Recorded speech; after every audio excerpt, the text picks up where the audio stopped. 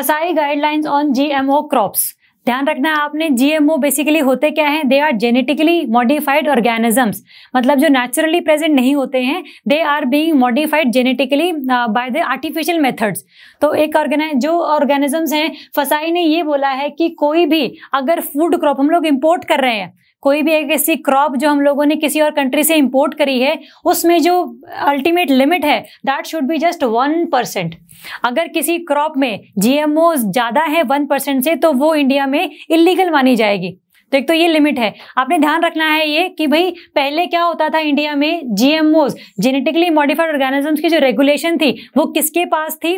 That is under the GEAC, genetic engineering appraisal committee, which was a kind of committee under the ministry of environment.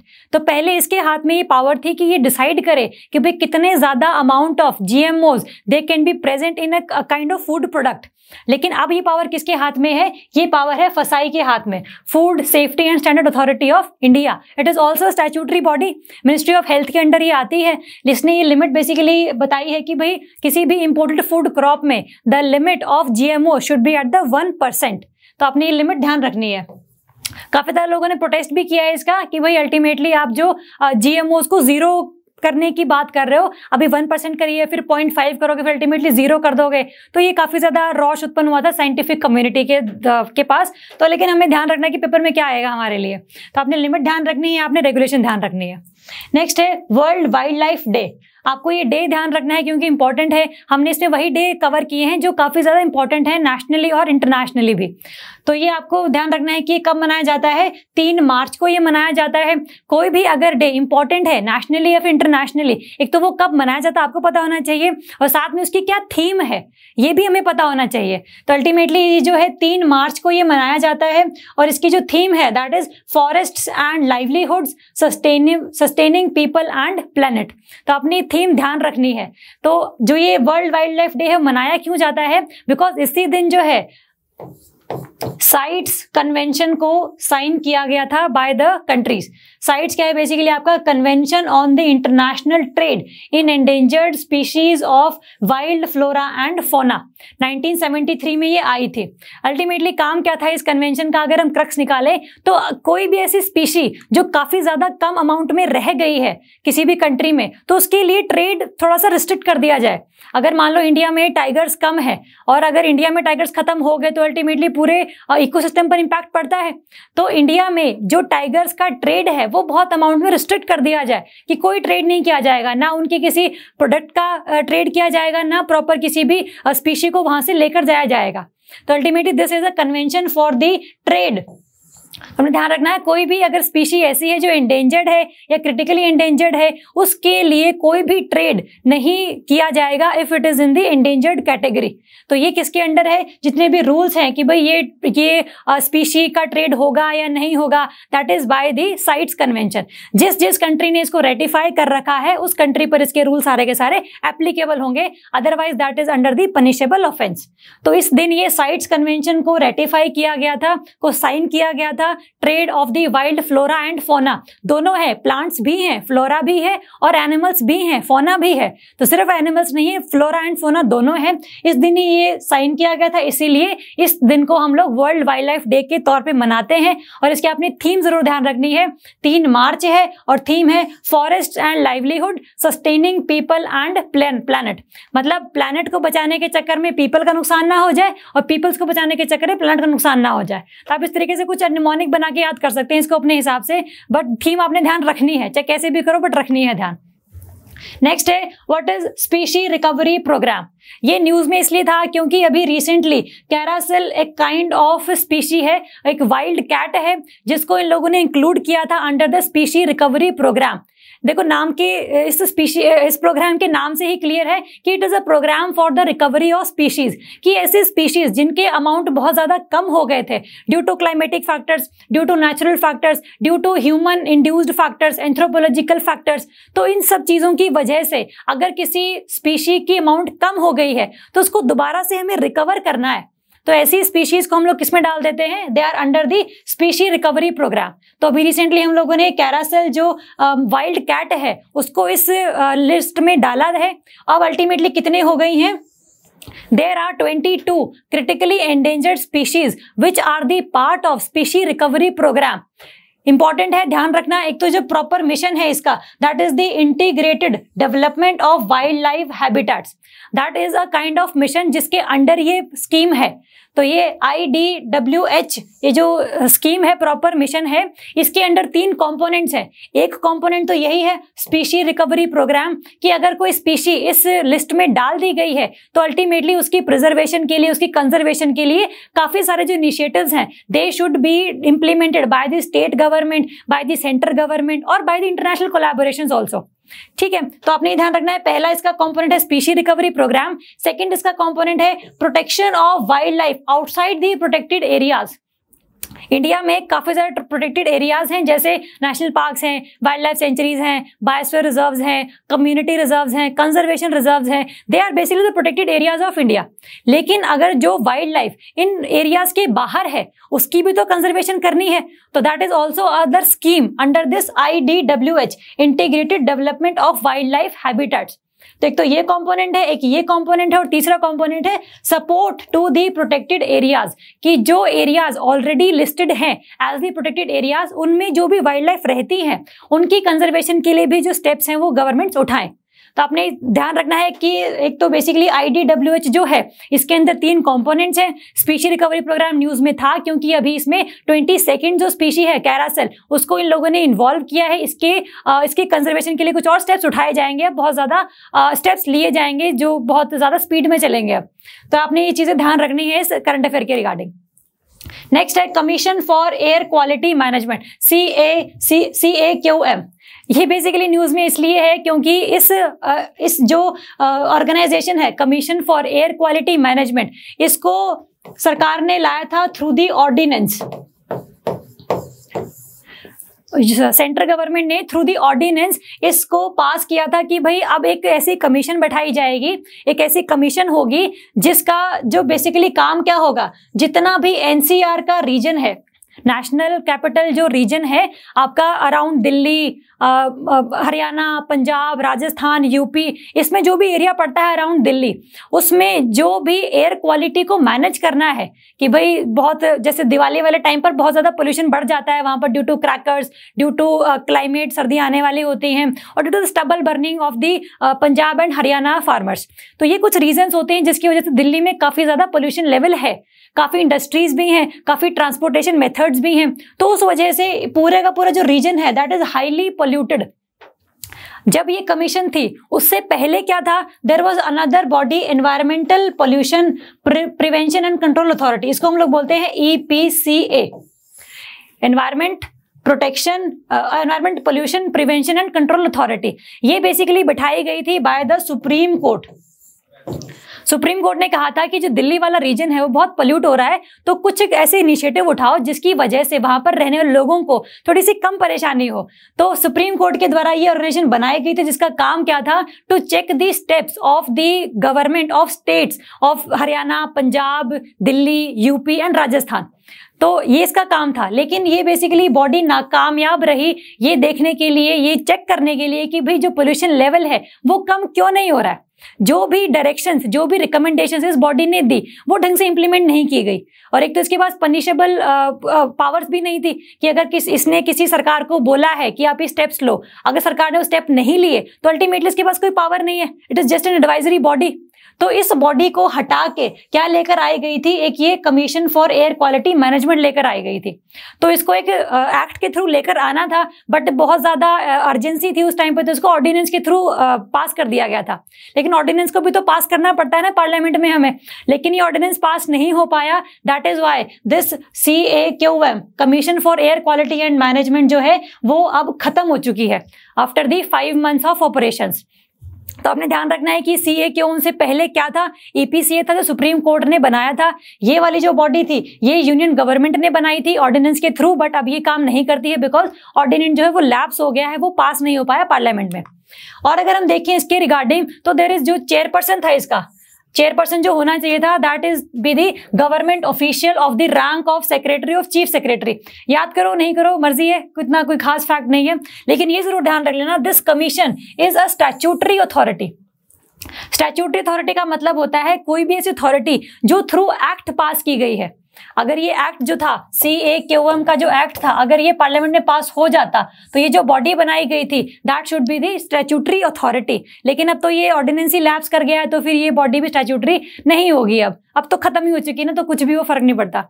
और साथ में इसके बाद ध्यान रखना है आपने कि जितने भी दिल्ली, पंजाब, हरियाणा, यूपी और राजस्थान, इन 5 स्टेट्स के जो भी स्टेट पोल्यूशन कंट्रोल बोर्ड्स हैं, SPCBs हैं, इसको ये सुपरसीड कर देगी कि अगर मान लो कोई डिसीजन SPCB ने लिया है हरियाणा के और ये CAQM कहती थी कि भाई नई डिसीजन मत लो, दूसरे वाला इंप्लीमेंट करते हैं, तो चलेगी किसकी? CAQM की चलनी थी। लेकिन अब तो बॉडी खत्म हो गई, तो फिर अब तो SPCB की चलेगी। लेकिन ध्यान रखना सिर्फ दिल्ली ही नहीं, पंजाब, हरियाणा, यूपी, राजस्थान, इनकी जो स्टेट आपके पोल्यूशन कंट्रोल बोर्ड्स हैं उनके ऊपर भी जो पावर है that is of the CAQM। और जैसे पहले EPCA के पास ये पावर नहीं थी कि वो पनिश कर पाए स्टेट गवर्नमेंट्स को जो स्टेप्स नहीं उठाती उसके अकॉर्डिंग, लेकिन CAQM के पास वो पावर थी कि अगर उनके अकॉर्डिंग, रिकमेंडेशन के अकॉर्डिंग स्टेप्स नहीं उठाए गए तो ultimately they have the punishable powers कि उस स्टेट गवर्नमेंट को पनिश किया जा सके। ठीक है, तो ये एक्ट में लिखा हुआ था, लेकिन न्यूज में इसलिए है क्योंकि अब रिसेंटली लैप्स कर चुका है, कोई भी अब काम की नहीं रही ये चीज। दोबारा से अगर कोई एक्ट आएगा उसमें अगर पास हो गई तो फिर सेम ही फीचर्स रहेंगे, उसके लिए आपको बस रिवाइज करना होगा बाद में। ठीक है, चलो नेक्स्ट है आपका world air quality report. Important report है वर्ल्ड एयर क्वालिटी। अब रिपोर्ट है तो किसने रिलीज करी है पता होना चाहिए, इंडिया का क्या रैंक आया है, क्या पैरामीटर्स हैं, ये हमें 3 चीजें पता होनी चाहिए। तो ये बेसिकली क्या है, कौन रिलीज करता है? IQ-AIR।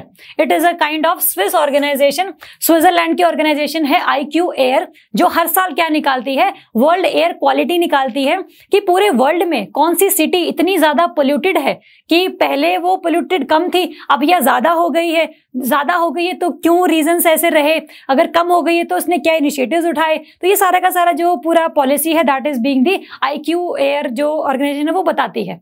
इसने क्या बोला है, इसने क्या डेटा लिया है? जो PM 2.5 का डेटा, PM 2.5 मतलब पार्टिकुलेट मैटर 2.5, एक ऐसा मैटर, एक ऐसा पार्टिकुलेट मैटर जिसका साइज कितना है? 2.5 माइक्रोग्राम पर मीटर क्यूब। बहुत स्मॉल साइज का पार्टिकुलेट मैटर है, काइंड ऑफ पॉल्यूटेंट है ये। अगर ये एनवायरनमेंट में ज्यादा रहता है तो हमारी जो बॉडी है, हम जो इसको इनहेल कर लेते हैं, और अगर हम इसको इनहेल कर लेते हैं तो हमारी बॉडी में लंग कैंसर कॉज करता है ये।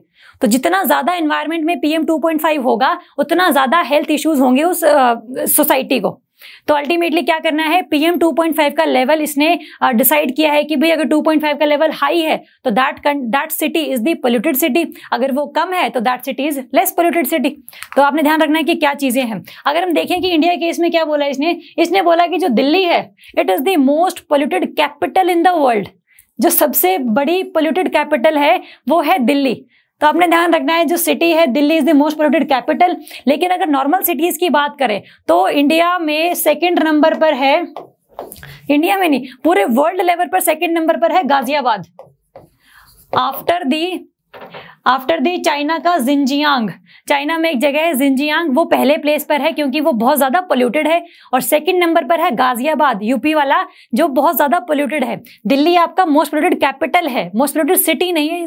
2 चीजों को ध्यान रखना, ठीक है। और एक और फैक्ट है इसमें इंपॉर्टेंट है कि 30 में से जो 22 सिटीज हैं जो बहुत पोल्यूटेड हैं वो कहाँ पाई जाती हैं? वो इंडिया में पाई जाती है, ठीक है। तो इस तरीके से आपको ये 3 फैक्ट्स ध्यान रखने हैं कि भाई इंडिया में जो लेवल है PM 2.5 का वो बहुत ज्यादा है। Delhi is the highly polluted capital in the world, और 2nd नंबर पर है Ghaziabad, it is the highly polluted city in the India. और आपने ध्यान रखना है 30 में से जो 22 सिटीज हैं वो इंडिया में हैं जो which is most polluted in the nature, ठीक है। याद रहेगा, ऑर्गेनाइजेशन का नाम याद रखना और ये फैक्ट्स ध्यान रखना। नेक्स्ट है आपका green cover in India and international day of forests. कि भाई इंटरनेशनल डे ऑफ फॉरेस्ट मनाया कब जाता है, क्या इसकी थीम है और इंडिया में क्या स्टेटस है ऑफ द ग्रीनरी। तो हम देखते हैं कि भाई यूनाइटेड नेशंस ने 21 मार्च को बोला है कि भाई they would celebrate the international day of forest, जिसकी थीम क्या है?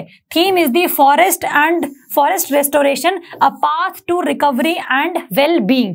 कि जो फॉरेस्ट पहले से डिग्रेड हो चुके हैं उनको हमें रिस्टोर करना है, और अगर हम ये कर पाए तो अल्टीमेटली क्या होगा, एक path to recovery and well being को हम लोग अचीव कर पाएंगे। That would be beneficial for the humans and for the human society.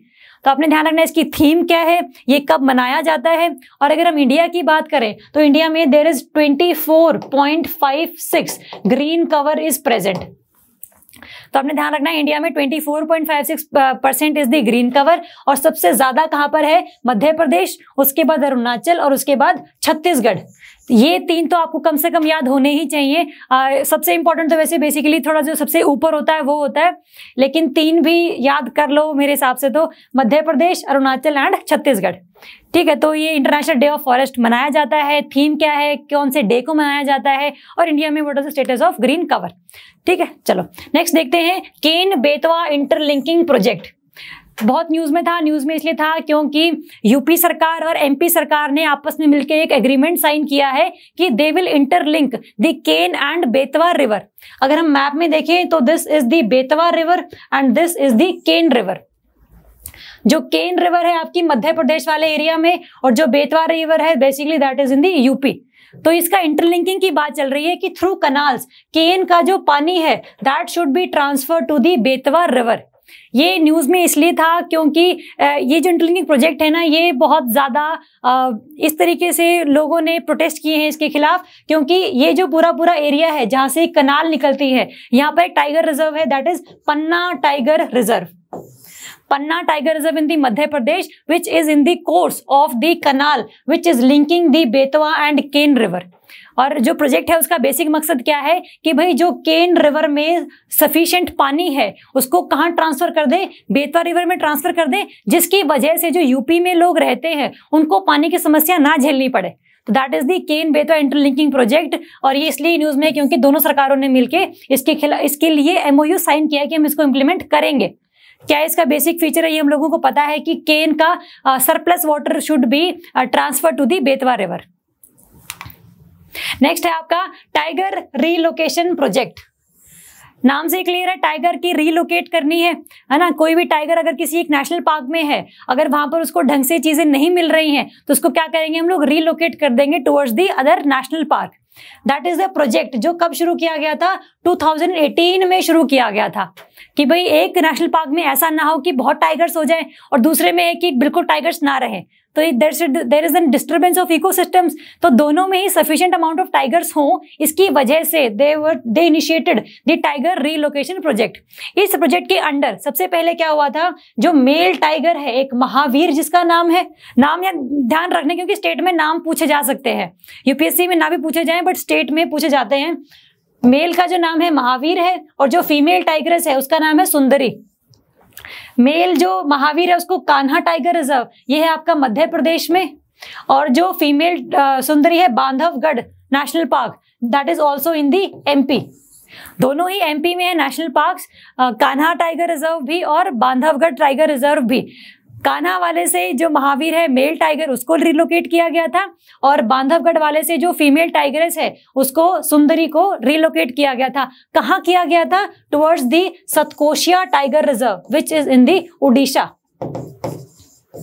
तो आपको क्लियर है कि भाई कहां से कहां रिलोकेट किया गया था। और ये न्यूज में इसलिए था क्योंकि दोबारा से जो सुंदरी टाइगरेस थी उसको दोबारा से ही बांधवगढ़ भेज दिया गया है, क्योंकि वहां पर काफी ज्यादा जो village community Satkosia tiger reserve में काफी प्रोटेस्ट किया उन लोगों ने इस चीज के खिलाफ में, तो इसलिए उसको दोबारा से रिलोकेट कर दिया गया उसी जगह पर जहां से वो आई थी, बांधवगढ़ से जहां से आई थी। ठीक है, तो इस तरीके से आपने ध्यान रखना है कि क्या प्रोजेक्ट है और न्यूज में क्यों रहा है। नेक्स्ट करते हैं national cyclone risk mitigation project.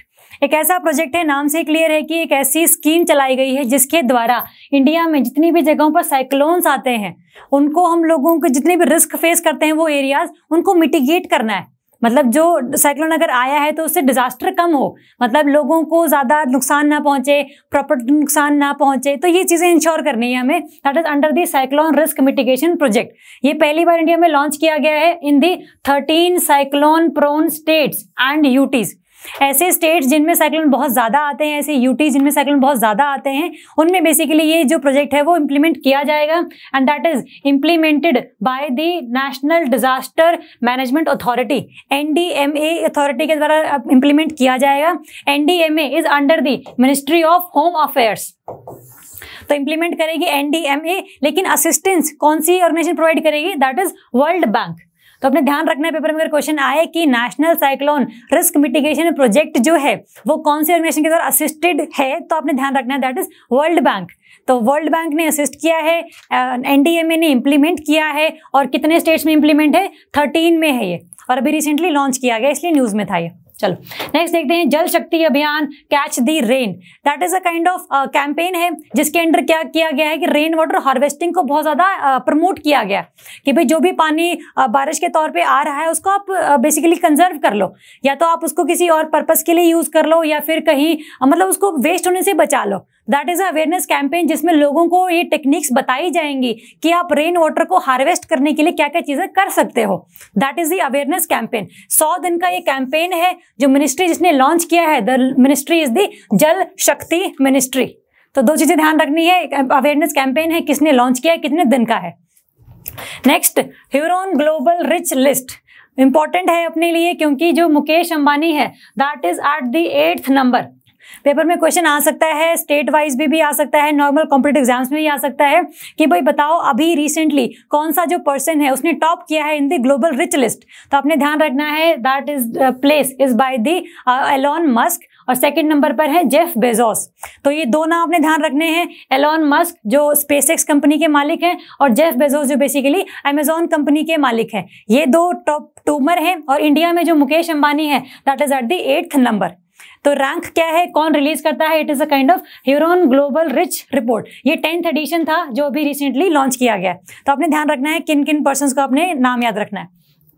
Second exercise desert flag 6, ये न्यूज में इसलिए है क्योंकि ये जो एक्सरसाइज है इसमें पहली बार इंडियन एयरफोर्स ने पार्टिसिपेट किया है। तो इससे पहले जो होता था उसमें जो यूनाइटेड अरब एमिरेट्स एयरफोर्स है, यूएई, इसको बेसिकली इम्प्लीमेंट करता है, इसको कंडक्ट करता है, जिसमें बाकी सभी कंट्रीज की जो एयरफोर्स है वो पार्टिसिपेट करती थी। फॉर एग्जांपल आपका United states, France, Saudi Arabia, south Korea and Bahrain. तो ये कंट्रीज पहले से इसके मेंबर्स थी जो एक्सरसाइज डेजर्ट फ्लैग 6 में उस 5 वाले में पार्टिसिपेट कर चुका है जिन्होंने, लेकिन इंडिया ने पहली बार इस 6th एडिशन में पार्टिसिपेट किया। That is why it is in the news. Paper में अगर स्टेटमेंट आए कि इंडिया हमेशा से ही एक्सरसाइज डेजर्ट फ्लैग 6 का पार्ट था कि नहीं था, तो दैट स्टेटमेंट इज कि भाई इंडिया अभी रिसेंटली ज्वाइन किया है, हमेशा से पार्ट नहीं था वो। चलो नेक्स्ट देखते हैं, सेरा वीक अवार्ड। ये बेसिकली जो अवार्ड है ये किसको दिया जाता है, जिस पर्सन ने काफी ज्यादा काम किया होता है टू कंजर्व द एनर्जी, जिसने काफी ज्यादा एनर्जी की फील्ड में काफी काम कर रखा होता है कि भी उसने अपनी सरकार के थ्रू ऐसे स्टेप्स उठाए, ऐसे इनिशिएटिव्स उठाए जिसकी वजह से पूरे कंट्री में एनर्जी एफिशिएंसी को काफी बढ़ावा मिला। तो ये जो अवार्ड है ये किसको मिला है, हमारे प्यारे नरेंद्र मोदी जी को। तो आपने ध्यान रखना है कि CERAWeek award is given to the prime minister Narendra Modi, क्योंकि इस अवार्ड के अकॉर्डिंग उन्होंने बहुत ज्यादा काम किया है in the sector of energy efficiency. तो अवार्ड ध्यान में रखना इंपॉर्टेंट है। नेक्स्ट है मैत्री सेतु। मैत्री सेतु नाम से क्लियर है, एक ऐसा सेतु मतलब ब्रिज जो मैत्री को प्रमोट कर रहा है। तो आपने ध्यान रखना है कि जो ब्रिज है वो कौन सी रिवर पे है, कौन सी 2 जगहों को जोड़ रहा है, और वो न्यूज में क्यों था। तो मैत्री सेतु जो है बेसिकली किसको ज्वाइन कर रहा है, त्रिपुरा और बांग्लादेश को ये ज्वाइन कर रहा है। ठीक है, त्रिपुरा में there is a place called Sabroom in India and Ramgarh in the Bangladesh.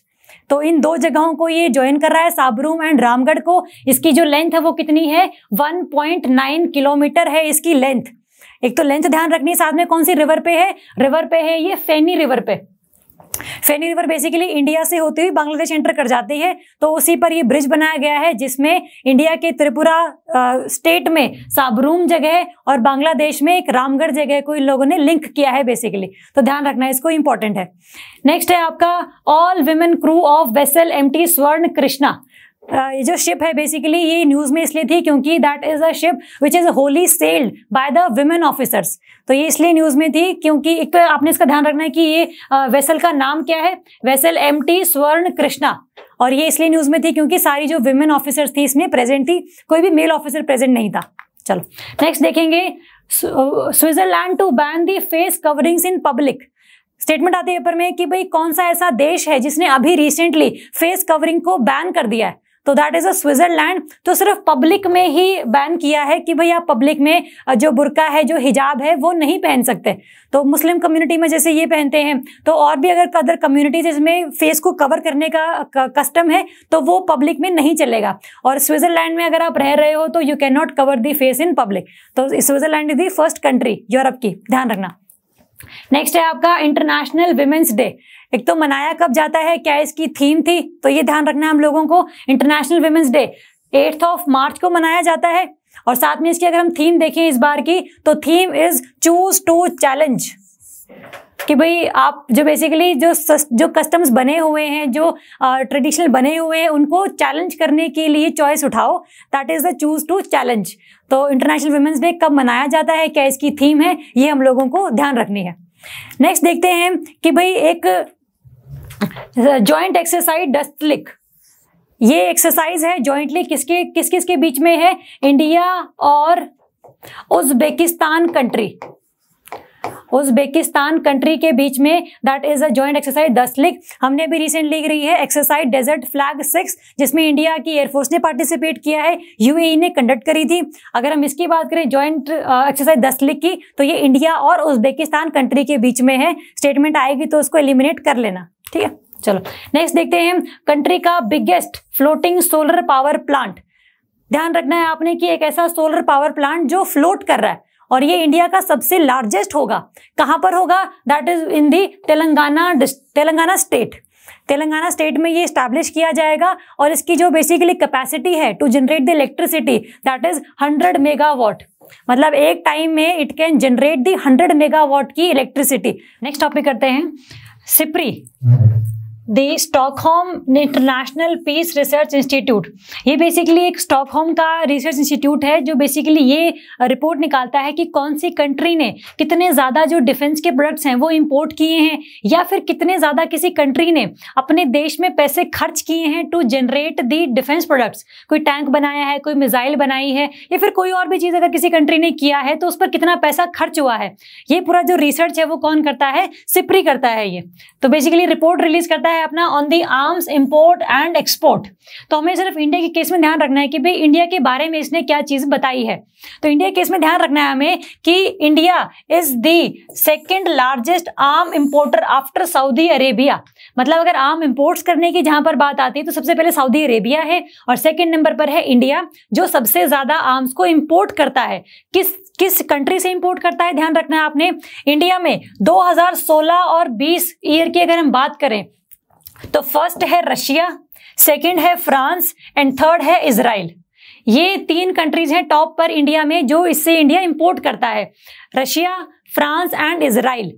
पहले कौन था, पहले सबसे largest supplier of the arms था अपना यूएसए, लेकिन अब ये 2016 से 20 का जो टाइम पीरियड है उसमें यूएसए नहीं है। USA now is in the 4th number after the Russia, France and Israel. पहले 2015 से पहले कौन था, USA was the largest supplier. तो इसलिए न्यूज में है, ध्यान रखना है आपने कि इसमें कुछ चेंजेस आए गए हैं। पहले USA was the largest supplier but now that is not the largest supplier. अब रशिया है, उसके बाद फ्रांस है, उसके बाद इजराइल है। इंस्टीट्यूट कौन सा है, Stockholm international peace research institute, Sweden की एक ये रिसर्च इंस्टीट्यूट है, आपने ध्यान रखना है, ठीक है। चलो नेक्स्ट देखते हैं बारालाचा पास। ये न्यूज में इसलिए है क्योंकि अभी रिसेंटली ये जो पास है बारालाचा पास, ये बेसिकली आपके लेह और मनाली को कनेक्ट करता है, लेकिन अभी ये बेसिकली बंद पड़ा हुआ है। तो अभी रिसेंटली ये न्यूज में था क्योंकि बॉर्डर रोड ऑर्गेनाइजेशन ने इस पर दोबारा से काम शुरू कर दिया है। अभी अगर लेह और मनाली की अगर हम बात करें तो इसको कनेक्ट कौन करता है, रोहतांग पास। रोहतांग पास कनेक्ट्स दी मनाली एंड ले, क्योंकि बारालाचा पास जो है अभी बंद पड़ा हुआ है। जब ये खुल जाएगा पास, तब रोहतांग पास की जगह पर we will have an alternative जो एक मनाली से लद्दाख की कनेक्टिविटी हमें प्रोवाइड करवाएगा। तो इसलिए न्यूज में है क्योंकि ये अभी कनेक्टिविटी प्रोवाइड करने के लिए इस पर काम शुरू किया गया है। और अगर हम बात करें कि ये जो बारालाचा पास है ये कौन सी माउंटेन्स पर है, क्योंकि ये पता है कि जो पास है बेसिकली क्या होता है, रास्ता बिटवीन द माउंटेन्स, कि एक बहुत बड़े पहाड़ के बीच में कुछ रास्ता है जिससे आप रोड्स बना सकते हैं या रेलवे लाइन बिछा सकते हैं। That is a definition of pass. तो ये कहां पर है? It is at the Zanskar ranges. Zanskar ranges आपके क्या है? उत्तर जम्मू कश्मीर वाले एरिया में है। ये जो पूरी की पूरी जास्कर रेंज है आपकी हिमाचल प्रदेश और जम्मू कश्मीर के बॉर्डर पर पड़ती है। दैट इज वाई जो पास है आपका it connects the Manali and Leh. Important है, ध्यान रखना। सेकेंड है world highest railway bridge. Important है क्योंकि अभी रिसेंटली ही अप्रैल में इसका जो पूरी एक प्रॉपर आर्क है वो उसको कंप्लीट कर लिया है रेलवे ने। तो ये न्यूज में क्यों है? क्योंकि ये चेनाब रिवर के ऊपर बनाया जा रहा है। देखो this is the bridge, railway bridge है, चेनाब रिवर के ऊपर है। इसकी जो हाइट है दैट इज 359 मीटर्स। 359 मीटर इसकी हाइट है, जो आईफल टावर से 35 मीटर ज्यादा है।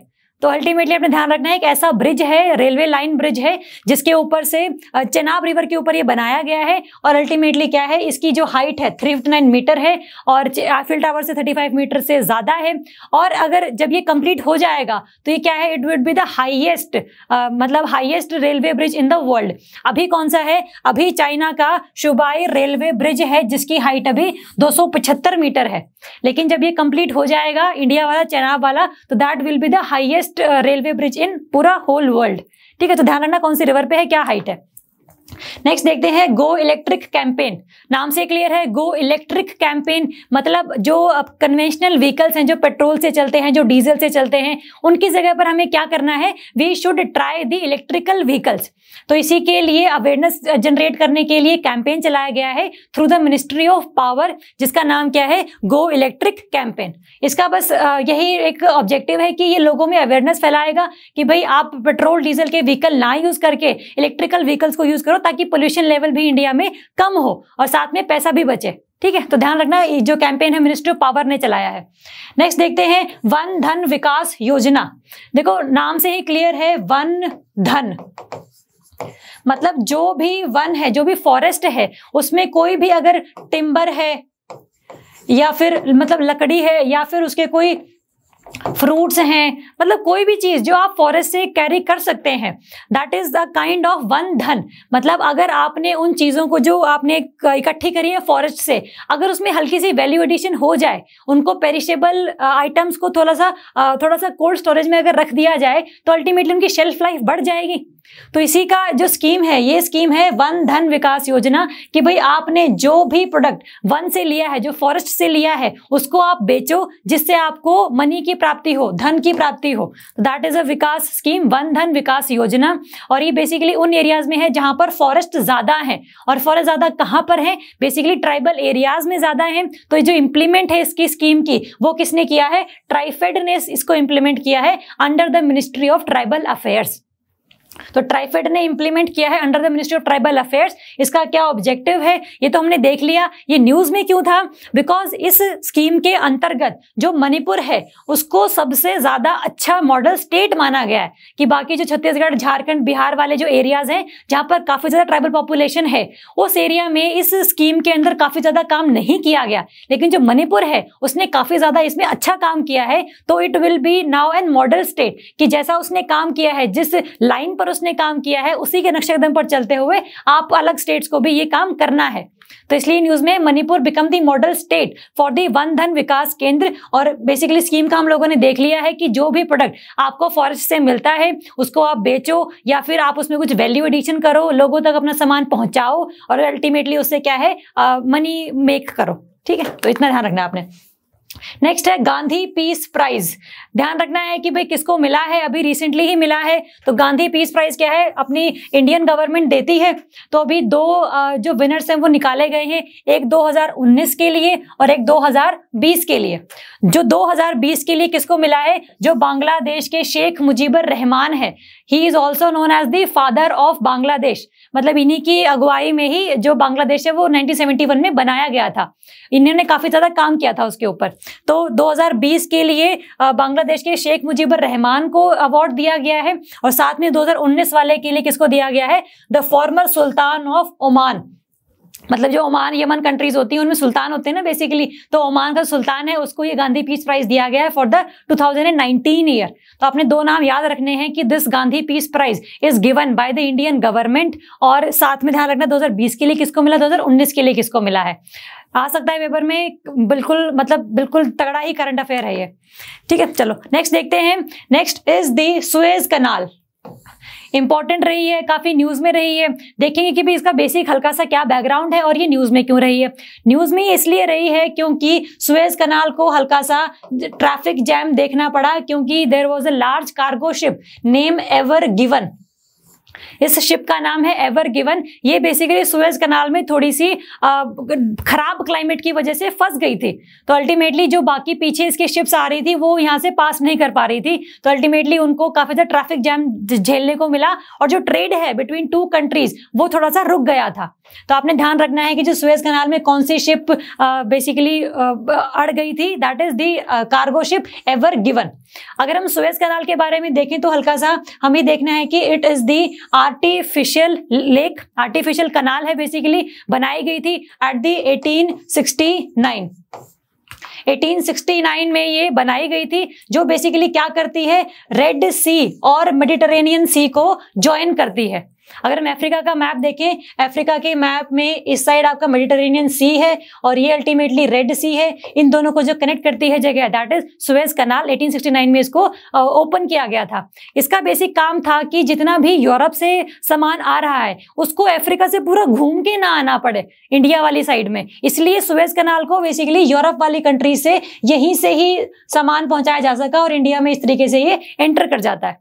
तो इससे क्या है, तो डिस्टेंस भी कम होता है और अल्टीमेटली जो ज्यादा फ्यूल कोई शिप लगाती है वो भी कम निकलता है, जिससे वाटर पोल्यूशन भी कम होता है।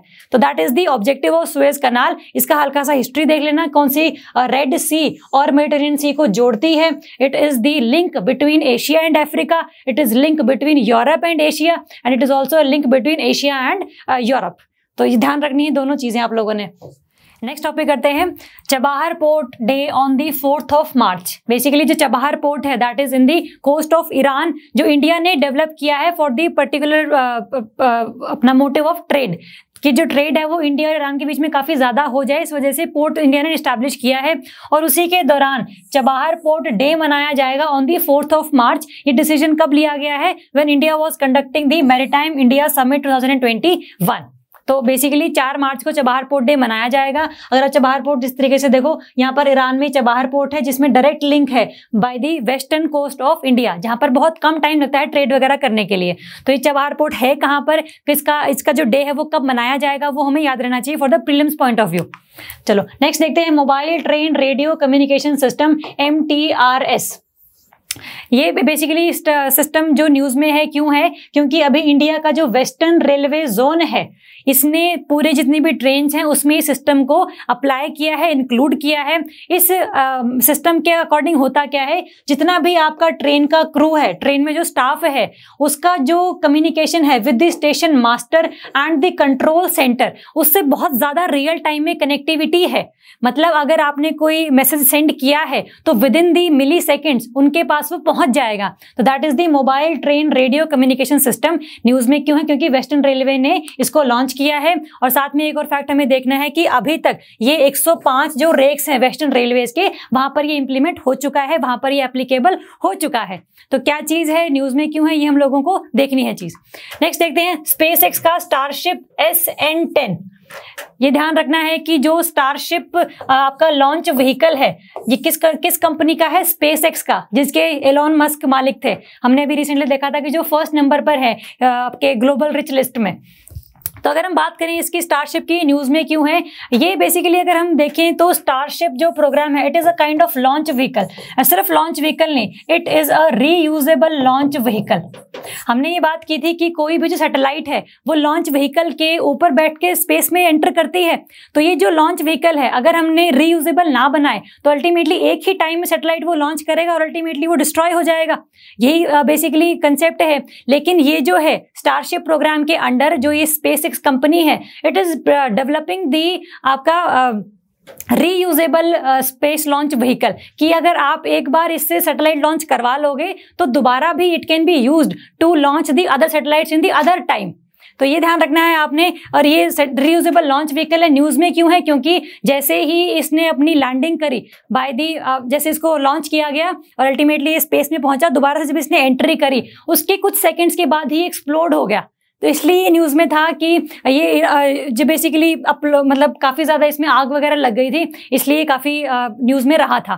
तो ये क्या चीज है जो इसकी, this is a kind of 2 stage launch vehicle. जो पहली स्टेज है it is called the super heavy stage, और जो सेकंड स्टेज है that is called the starship stage.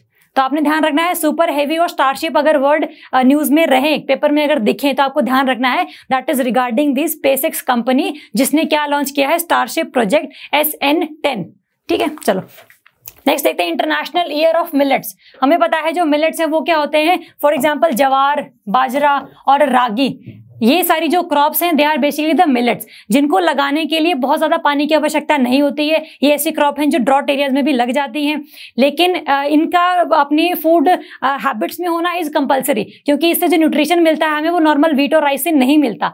तो मिलेट्स के लिए पूरे वर्ल्ड में आपकी अवेयरनेस कैंपेन चलाने के लिए, अवेयरनेस जनरेट करने के लिए यूनाइटेड नेशंस ने 2023 को डिक्लेयर किया है इंटरनेशनल ईयर ऑफ मिलेट्स। तो ध्यान रखना which year is the international year of millets, 2023, और ये भी इंडिया के कहने पर ही डिक्लेयर किया गया है, तो इंडिया का इनिशिएटिव है बेसिकली ये। चलो नेक्स्ट देखते हैं सिमलीपाल फॉरेस्ट फायर। ये बेसिकली जगह है, सिमलीपाल टाइगर रिजर्व है, जो कहाँ पर है, आपका उड़ीसा में प्रेजेंट है। ये इसलिए न्यूज में था क्योंकि अभी रिसेंटली काफी ज्यादा इसमें फॉरेस्ट फायर देखने को मिली थी, और ये एक और इसलिए फेमस है क्योंकि सिमलीपाल में आपके जो साल के पेड़ हैं, साल के जो ट्रीज हैं, ये काफी ज्यादा मात्रा में पाए जाते हैं, जिस फॉरेस्ट फायर की वजह से ये काफी ज्यादा डिस्ट्रॉय हो चुके हैं। तो इसलिए एक तो ये है कहाँ पर, Similipal tiger reserve in the Odisha state, और जो साल के ट्री हैं वो बहुत ज्यादा डिस्ट्रॉय हो चुके हैं इस फॉरेस्ट फायर की वजह से। चलो नेक्स्ट देखते हैं national safety day. National safety day again is the 4th of March. हमने चबाहर पोर्ट डे किया था, that is also the 4th of March. हमने ये किया है national safety day, that is also in the 4th of March. Safety देखो किसी भी चीज की हो सकती है, क्लाइमेट से सेफ्टी, फूड सेफ्टी, आपकी रोड सेफ्टी, हेल्थ सेफ्टी, लेकिन जो अभी रिसेंट मनाया गया है day that is specifically for the सड़क सुरक्षा, रोड सेफ्टी। ध्यान रखना 4 मार्च को अभी जो डे मनाया गया है that is regarding the road safety, सड़क सुरक्षा कैंपेन लॉन्च किया गया है, और 4 मार्च है, ध्यान रखना है। नेक्स्ट है आपका DRDO conduct flight test of solid fuel ducted ramjet. तो ये जो SFDR है, इसका बेसिकली किसने लॉन्च किया है, DRDO ने लॉन्च किया है। It is a kind of ramjet engine. देखो अगर कोई भी जो इंजन होता है जब वो हवा में है तो अल्टीमेटली कैसे जलता है इंजन, जो बेसिकली एक आपको उसमें कंबस्टन चैम्बर होता है, there is a combustion chamber, जहां पर कोई भी फ्यूल जो है वो मतलब उस पर आग लगती है और उसकी वजह से ही वो व्हीकल आगे की तरफ चलता है। तो व्हीकल जो आपका एयरक्राफ्ट है उसमें क्या क्या होना चाहिए, एक तो आपका फ्यूल होना चाहिए, और साथ में जो आग है वो किसके प्रेजेंस में लगती है, ऑक्सीजन की प्रेजेंस में लगती है। तो आपको क्या चाहिए, ऑक्सीडाइजर भी चाहिए है, मतलब आपका जो इंजन है उसके अंदर फ्यूल भी होना चाहिए, उसके अंदर ऑक्सीडाइजर भी होना चाहिए। ये सब चीजें अगर आप एयरक्राफ्ट में डालते हैं तो उससे जो इंजन का वेट है वो बहुत ज्यादा बढ़ जाता है। तो जब वेट ही ज्यादा है तो जो फ्लाइट लेगा उसके लिए बहुत ज्यादा अमाउंट ऑफ इंजन में, बहुत ज्यादा अमाउंट में प्रेशर के पोल्यूशन बेसिकली ज्यादा होता है। तो हमने बेसिकली क्या लिखा है कि जो रामजेट इंजन है हम लोग वो यूज कर रहे हैं। रामजेट इंजन की खास बात यह है कि जब ये हवा में होता है तो जो ऑक्सीजन इसके चैम्बर में एंटर करती है, अगर ये सुपरसोनिक स्पीड पर है, सुपरसोनिक मतलब more than the speed of the sound, speed of the sound is 332 kilometre per hour, ये है आपकी स्पीड ऑफ द साउंड। अगर इससे ज्यादा की स्पीड है तो अल्टीमेटली क्या होगा, that speed is supersonic speed. तो जब वो एयरक्राफ्ट इस स्पीड पर हवा में होता है तो सुपरसोनिक स्पीड में जो हवा है वो एंटर कर रही है इंजन के अंदर, तो कंबशन चैम्बर में एंटर कर रही है। इसका मतलब स्टार्टिंग से ऑक्सीडाइजर लेने जाने की जरूरत नहीं है, इसका मतलब इंजन हल्का हो गया। तो अल्टीमेटली क्या होगा, इसमें कंबशन होगा by the oxygen which is derived from the atmosphere of the अर्थ, और अल्टीमेटली फिर से जो इंजन से जो हवा निकलेगी that is also on the speed of supersonic speed. तो आपने ध्यान रखना, जो रामजेट इंजन है वो हवा में जो सुपरसोनिक स्पीड पर होता है, ऑक्सीजन एंटर करती है, कंबशन चैम्बर में आग लगती है, that is on the combustive process, और लास्ट में उसकी वजह से जो व्हीकल आगे चल रहा है that is also the speed of supersonic speed. तो रामजेट में ये ध्यान रखना है आपने। और ये जो पूरी टेक्नोलॉजी है that is developed by the DRDO। और इसको सॉलिड फ्यूल क्यों बोला गया है? जो रामजेट इंजन में फ्यूल होता है, जैसे fuel can be solid, fuel can be liquid, जैसे petrol is a liquid fuel, तो इसमें क्या है, जो आपका फ्यूल है that is solid in nature. तो उसमें जब बेसिकली आग लगेगी तो उसकी वजह से जो आपका इंजन है, जो आपका एयरक्राफ्ट है, वो आगे की तरफ जा रहा है।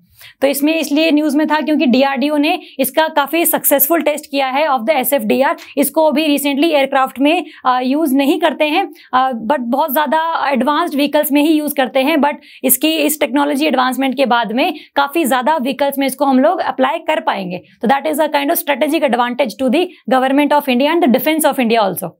ठीक है, नेक्स्ट है आपका फूड वेस्ट इंडेक्स। ये इंडेक्स कौन रिलीज करता है? आपका UNEP। देखो, जो भी इंडेक्स UNEP रिलीज करेगा that is important for us. United Nations environment programme, ये यूनाइटेड नेशंस की एक आर्म है जिसका हेडक्वार्टर कहां पर है? Headquarter is at the Nairobi. Nairobi is the capital of Kenya. ठीक है, तो वहां पर इसका हेडक्वार्टर है कीनिया में। तो इसने जो रिलीज किया है index that is food waste index, जिसके अकॉर्डिंग ये कहता है कि 121 किलोग्राम ऑफ कंज्यूमर फूड, जो हम खाना खाते हैं, 121 किलोग्राम जो है that is wasted per year out of, per year मतलब हर साल जो है 121 किलोग्राम का हम लोग फूड वेस्ट कर देते हैं, जिसमें से जो 74 किलोग्राम है that is generated from the house of the country. अगर पूरे वर्ल्ड लेवल पे बात करें तो इसने ये डेटा प्रोवाइड किया है। तो आपको ध्यान रखना है कि जो इंडेक्स है वो कौन रिलीज करता है और बेसिकली इसकी फाइंडिंग्स क्या है। ठीक है, चलो नेक्स्ट देखते हैं। WCD ministry, women and child development ministry has classified all major schemes under 3 umbrella schemes. जो मिनिस्ट्री ऑफ विमेन है उसने जितनी भी स्कीम्स चलाई हुई है ना, उसको ये लोग क्या करेंगे, बाकी जो 3 क्लासिफिकेशन है उसमें डिवाइड कर देंगे। सबसे इंपॉर्टेंट आपने ध्यान रखना है, एक तो मिशन शक्ति, मिशन पोषण 2.0 एंड मिशन वात्सल्य। ये 3 बेसिकली अम्ब्रेला स्कीम्स बनाई जाएंगी, जिसके अंडर जो है सब स्कीम जो लॉन्च की गई हैं वो इंक्लूड कर दी जाएंगी। तो आपने ध्यान रखना है 3 अम्ब्रेला स्कीम्स में WCD मिनिस्ट्री ने स्कीम्स निकाली हैं। अगर हम एक एक करके देखें, मिशन शक्ति, मिशन शक्ति में क्या होगा, वो वाली स्कीम्स आएंगी जो स्पेसिफिकली स्टार्ट की गई हैं to fill the gap between the men and women. मतलब जो अपॉर्चुनिटीज मेन को प्रोवाइडेड है वही विमेन को भी प्रोवाइडेड हो, उसके लिए जो स्कीम चलाई गई है वो किस मिशन के अंडर आएगी? मिशन शक्ति के अंडर आएगी वो। ठीक है, ध्यान रखेंगे इस चीज को। जो नेक्स्ट है मिशन पोषण 2.0। मिशन पोषण जो 2.0 है उसके अंडर जो है सप्लीमेंट्री न्यूट्रिशन प्रोग्राम एंड पोषण अभियान, इन दोनों को मर्ज कर दिया गया है। पहले ये अलग अलग चलते थे, लेकिन अब मिशन पोषण 2.0 के अंदर ही सप्लीमेंट्री न्यूट्रिशन प्रोग्राम भी चलेगा और पोषण अभियान भी चलेगा। क्योंकि जब दोनों के ऑब्जेक्टिव ही सेम है तो अलग अलग स्कीम चलाने की क्या जरूरत है, सिंपल एक ही स्कीम चलाओ, मिशन पोषण 2.0। तो इसलिए इसका ही ऑब्जेक्टिव है। नेक्स्ट अगर हम देखें, मिशन वात्सल्य भी है। किसमें? मिशन वात्सल्य में क्या है, जितना भी चिल्ड्रन के रिगार्डिंग स्कीम्स चल रही हैं, चाहे वो गर्ल्स हैं, चाहे वो एडोलेसेंट गर्ल्स हैं, चाहे वो बॉयज हैं, तो जो भी स्कीम इनके लिए चल रही है that would be under the mission वात्सल्य। तो आपने ध्यान रखना है, तीनों स्कीम्स के नाम याद रखने हैं। पेपर में क्वेश्चन आ सकता है कि which of the following are the umbrella schemes under which the WCD ministry has included all the sub scheme which were earlier launched. तो आपने मिशन शक्ति, मिशन पोषण 2.0 एंड मिशन वात्सल्य, ये 3 स्कीम्स याद रखनी है of the WCD ministry. Next है आपका इकोनॉमिक फ्रीडम इंडेक्स। नाम से क्लियर है कि भाई किसी भी कंट्री में कितनी ज्यादा इकोनॉमिक फ्रीडम है, कितना ज्यादा उनके पास अपॉर्चुनिटीज हैं कि वो लोग अपना बिजनेस शुरू कर सके, लैंड ग्रांट ले सके, लोगों को एम्प्लॉय कर सके, सरकार उनके बीच में कोई इंटरफेरेंस ना प्रोवाइड करे। तो उसके लिए जो भी इंडेक्स है that is economic freedom index. आपने देखना है कि लॉन्च कौन करता है। This is been launched by the heritage foundation. The heritage foundation ये USA का थिंक टैंक है, इसको हमने ध्यान में रखना है। इकोनॉमिक फ्रीडम इंडेक्स, जो सबसे टॉप पोजीशन पर कंट्री है दैट इज सिंगापुर, जो सेकंड है दैट इज न्यूजीलैंड, और जो थर्ड है that is Australia. Singapore, New Zealand, Australia, ये 3 टॉप कंट्रीज हैं। जो इंडिया का रैंक है इस इंडेक्स में that is 26 out of 40 in the Asia Pacific countries. I think इसका जो ओवरऑल रैंक है वो मिस हो गया है, उसको एक बार चेक कर लेना कि ओवरऑल रैंक क्या है। अगर हम सिर्फ एशिया पैसिफिक कंट्रीज की बात करें तो उसमें इंडिया का रैंक 26 है आउट ऑफ 40। ठीक है, तो अपने इंडेक्स ध्यान रखना है कौन रिलीज करता है, इंडिया का रैंक क्या है। ठीक है, नेक्स्ट टॉपिक करते हैं अपना, that is Akshay Patra all India all women art exhibition. Basically जो इंटरनेशनल विमेंस डे था 8 मार्च को, उसका जो फंक्शन है बेसिकली एक अक्षय पात्रा नाम से लॉन्च किया गया था, एक फेस्टिवल, एक सेलिब्रेशन लॉन्च किया गया था जिसमें जितने भी आर्ट वर्क्स हैं जो फीमेल्स के द्वारा बनाए गए हैं डिफरेंट कंट्रीज में, डिफरेंट आर्ट फॉर्म्स जो हैं उन सबकी एग्जीबिशन लगाई गई थी। तो ये में ध्यान रखना है कि Akshay Patra was the all women art exhibition, जो कहाँ लगाई गई थी, ललित कला अकादमी पे लगाई गई थी at the 9th of March को। ध्यान रहेगा इंटरनेशनल विमेंस डे के अगले ही दिन जो ये पूरा का पूरा फेस्टिवल है ये लॉन्च किया गया था। नेक्स्ट देखें अगर हम OECD इंटरिम इकोनॉमिक आउटलुक। देखो यार ये सारे करंट अफेयर्स ऐसे हैं जो काफी ज्यादा फैक्चुअल हैं, तो इसमें आपको थोड़ा सा खुद के पार्ट पर काफी एक ध्यान रखने की जरूरत है कि भाई कौन सी चीज कैसे याद करनी है आपने। लेकिन इतना है कि जितने टॉपिक्स मैंने करवाए हैं मार्च वाले में they are more than sufficient, कि कम से कम ये तो याद रह जाएं तो अच्छी बात है। ठीक है, तो थोड़ा सा हम जल्दी चलेंगे क्योंकि टॉपिक जो है बहुत ज्यादा फैक्चुअल है। देखेंगे OECD का इंटरिम इकोनॉमिक आउटलुक है। OECD एक ऑर्गेनाइजेशन है जो बेसिकली जिसने क्या निकाला है, एक इकोनॉमिक आउटलुक निकाला है जिसके अकॉर्डिंग इसने ये कहा है कि जो इंडिया की जो ग्रोथ रेट है that would B 12.6% 12.6% for the 2022 year. तो इसने बोला है कि इंडिया की जो काफी अच्छी ग्रोथ रेट होने वाली है, भले कोरोना की वजह से काफी स्लो हो गई है लेकिन फिर भी काफी ज्यादा मात्रा में वो रहेगी।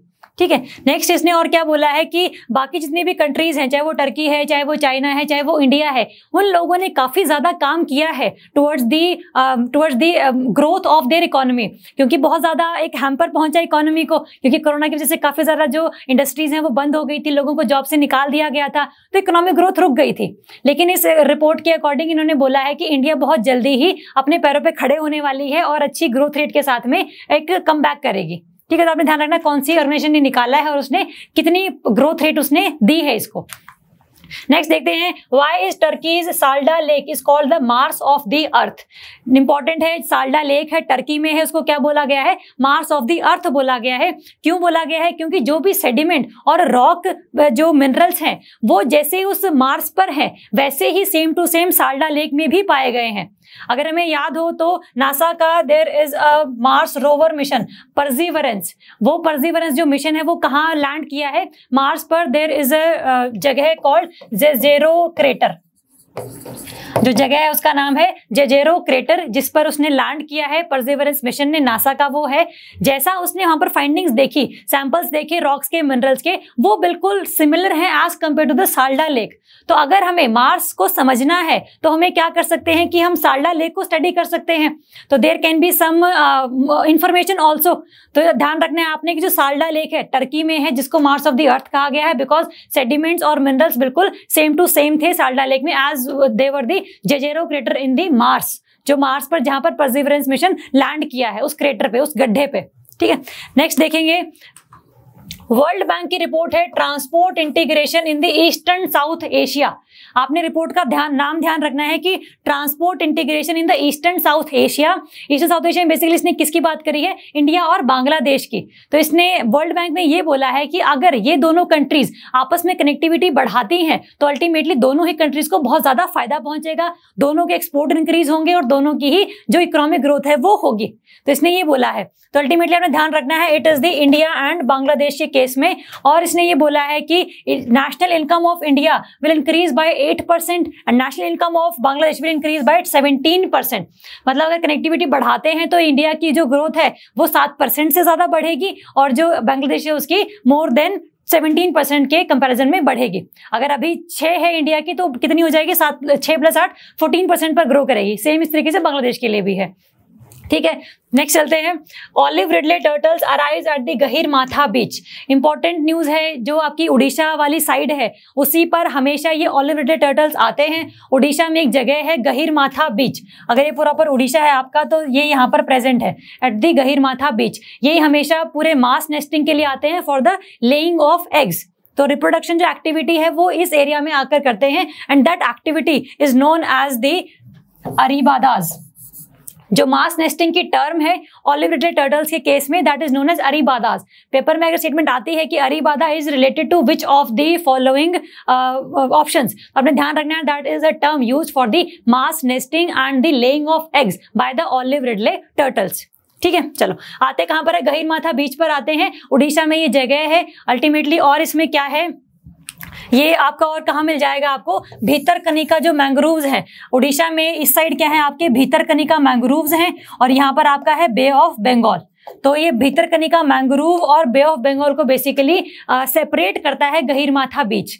ठीक है, मैंग्रोव बेसिकली वो टाइप ऑफ फॉरेस्ट जो आपका कोस्टल एरियाज पे मिलता है, जिसको सॉल्ट वाटर चाहिए होता है, सॉल्टी सॉइल चाहिए होती है ग्रो करने के लिए। ठीक है, तो भीतरकनिका मैंग्रोव भी उड़ीसा में है, और इन भीतरकनिका मैंग्रोव को बे ऑफ बंगाल से कौन सेपरेट करता है, it is the Gahirmatha beach.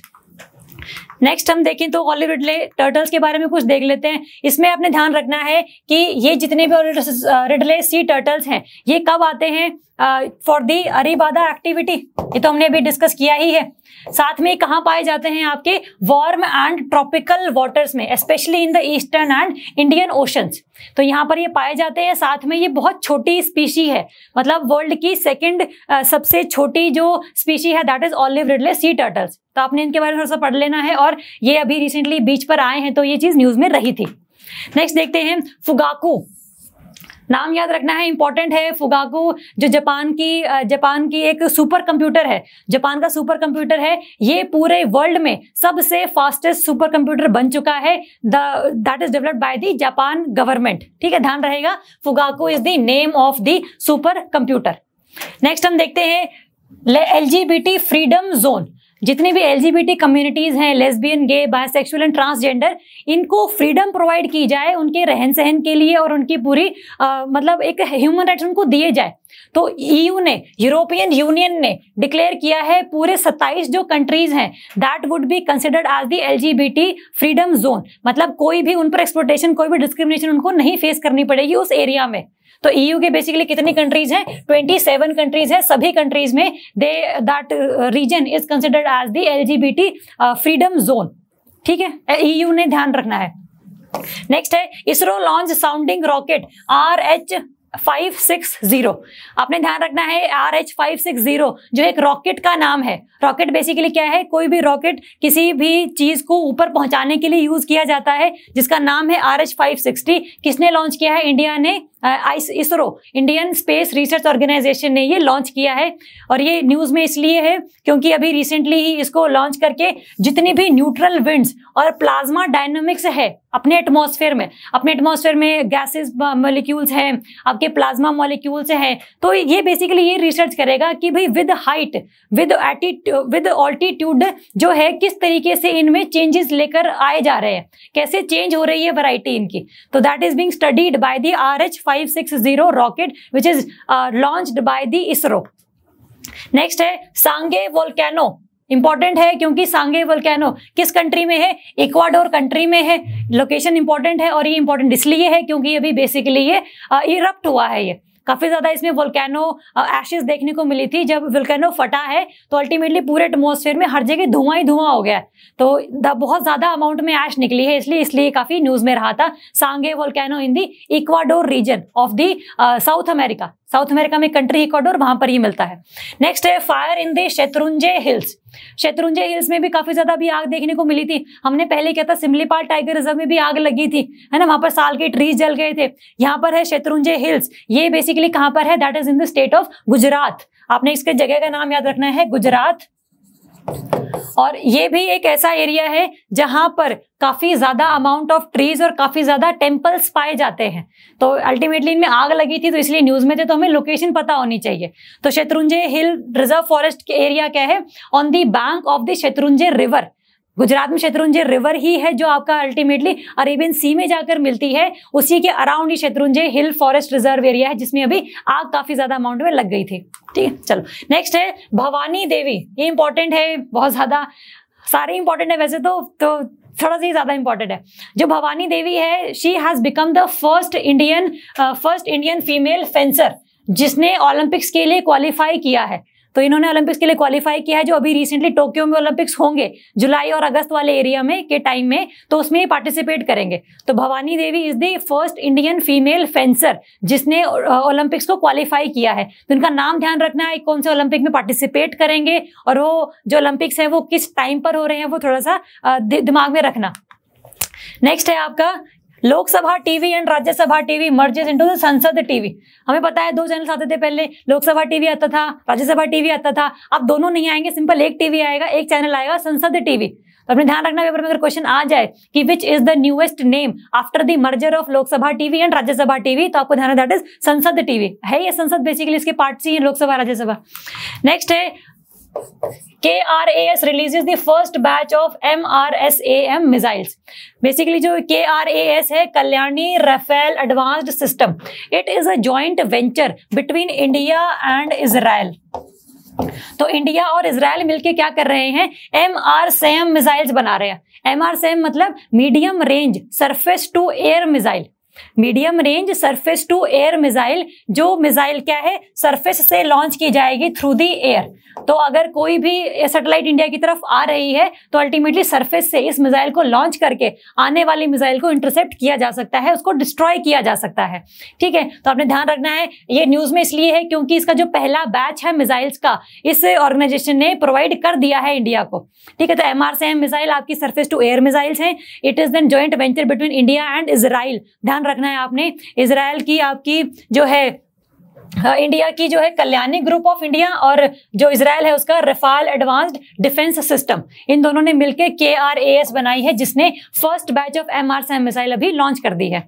Next है आपका Italy joins international solar alliance. Italy has become the latest country जिसने इंटरनेशनल सोलर अलायंस को मतलब ज्वाइन किया है। ISA बेसिकली क्या है, इंटरनेशनल सोलर अलायंस, जिसमें जो भी कंट्रीज ट्रॉपिक ऑफ कैंसर और ट्रॉपिक ऑफ कैप्रिकॉर्न के बीच में प्रेजेंट है, जहां पर सनलाइट बहुत ज्यादा आती है, तो वो सनलाइट को यूज कर सकते हैं टू जनरेट द इलेक्ट्रिसिटी। तो जितनी भी कंट्रीज हैं उनका आपस में ग्रुपिंग बनाई गई है।